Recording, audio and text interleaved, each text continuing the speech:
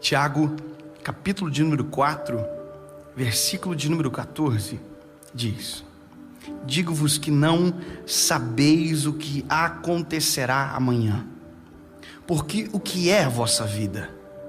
É um vapor que aparece por um pouco de tempo e depois desaparece.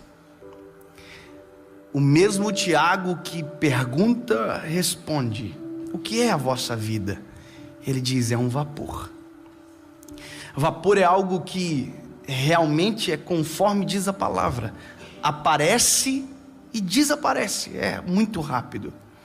Na outra série que gravamos, a gente tinha uma máquina de fumaça, que é arrependimento, porque a máquina lançava fumaça, mas na hora da gravação não poderia ter interrupção de barulho, então a máquina fumaçava todo o negócio e não podia ligar. Em 10 minutos toda a fumaça do ambiente desaparecia. E a nossa vida é esse resumo de 10 minutos que desaparece de repente. Nós só não percebemos isso porque não estamos aqui o dia que desaparece. A gente já foi. A gente só não entende a realidade e não consegue contar porque a gente não está quando a fumaça acaba, porque acabou. Não saber o dia de amanhã é o que mais aproxima o ser humano do divino, de Deus, porque nós temos medo do amanhã, nós temos medo do que pode acontecer, porque não controlamos. Salomão, sábio, vai dizer em Provérbios 27, não presumas o dia de amanhã, porque você não sabe o que ele vai trazer. Você sai de casa com sombrinha, dá sol. Você sai de casa sem sombrinha, chove. Porque nenhum meteorologista consegue acertar precisamente o que vai acontecer amanhã, muito mais sobre o que vai acontecer com você.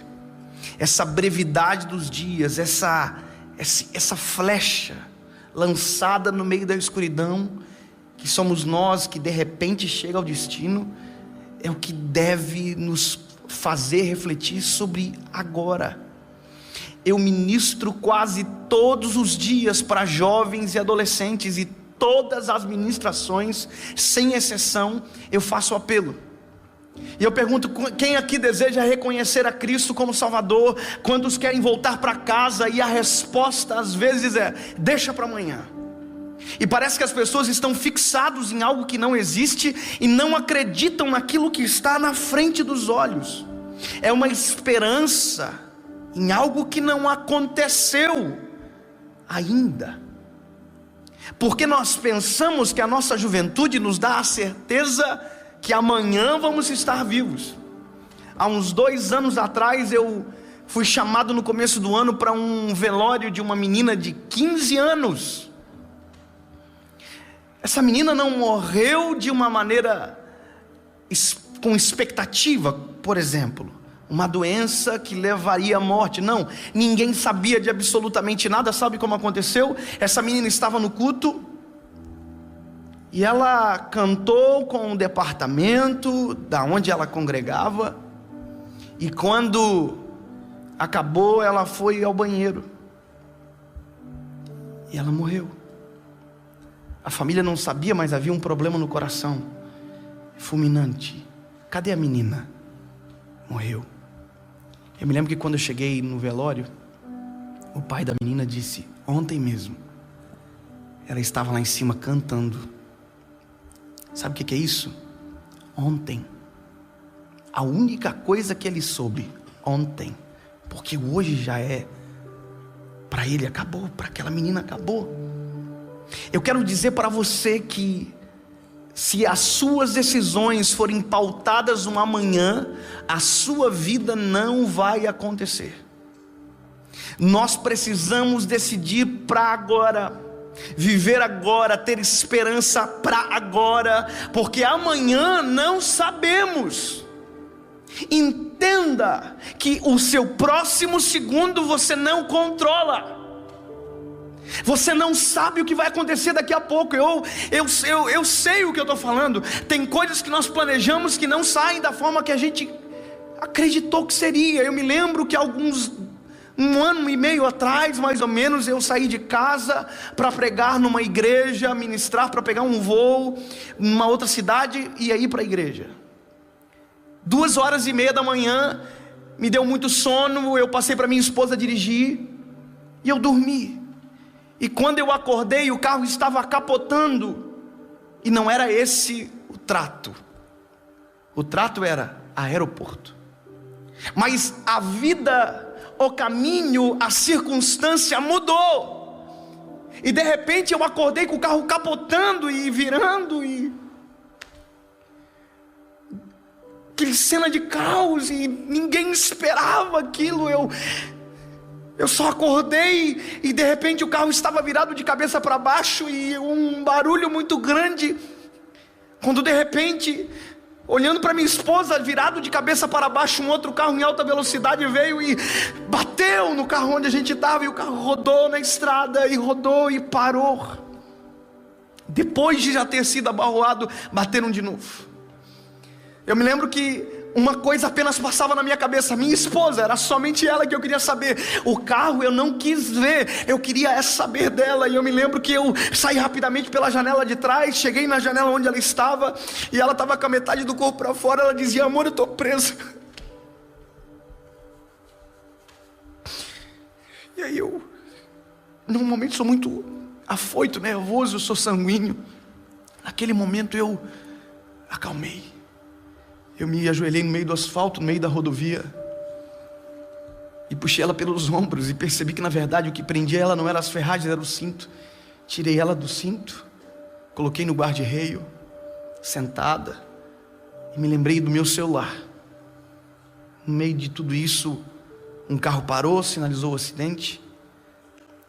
Chegou uma viatura, uma ambulância, Polícia Federal, e eu atrás do meu celular no meio da rodovia. Entrei dentro do carro, me ajoelhei, entrei dentro do carro, e de repente eu vi a minha esposa gritando: o meu marido está lá dentro. Um outro carro em alta velocidade veio, desviou de todos que estavam sinalizando e bateu na porta que eu tinha acabado de entrar. Quem diria? Poderia ter sido a última noite, eu não sabia. E se eu soubesse, eu teria abraçado mais. Eu teria ligado para minha mãe aquela noite, eu teria passado na casa dela, dos meus pais, eu teria ligado para minha irmã, eu teria abraçado todo mundo que eu podia abraçar, eu iria chorar nos ombros de todo mundo, e talvez eu não entraria no carro, mas eu não sabia do amanhã. Ele chegou. Houve livramento. Eu saí do carro sem nenhum arranhão, e eu estou aqui.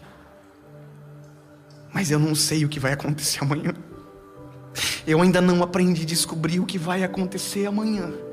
Sabe o que eu descobri? Hoje.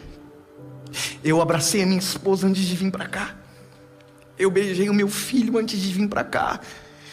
E se eu tivesse que pedir perdão para alguém, eu não teria vindo para cá.